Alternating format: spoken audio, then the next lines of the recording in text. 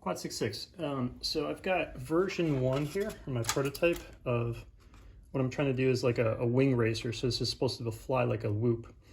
And so I'll go through this more in detail, but I wanted to do this video before I actually made it, because that's what I'm about to go out and do. And I figure if it fails horribly, it's more interesting that way. So the way this is built up, this is actually a 2S, and it's a 2 motor, and it flies on differential thrust. And so what I did to get it to fly on differential thrust, and so the reason it's a 2S is because all the E-flite stuff is out of stock right now.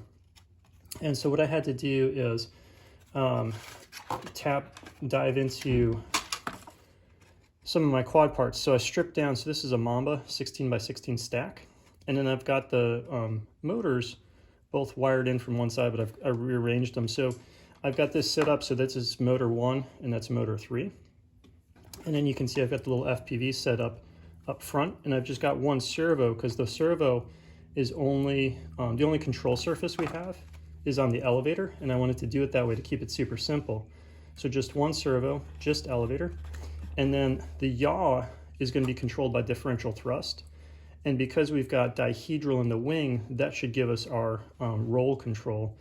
And so I'm going to actually turn this on because I think it's a little interesting to show you how this works. So in the PID controller, what I had to do was turn off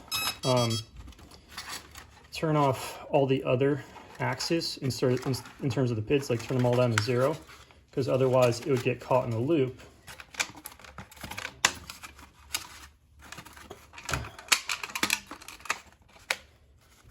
So it would get caught in a loop because it doesn't have motors to drive it. All right, so let's go ahead and arm this. So what you can see now is that it self-stabilizes. And then to yaw. And so there you go. We'll see how this works out in the real world. And I guess I'll leave that there. Okay. Till next time, cheers. Cheers.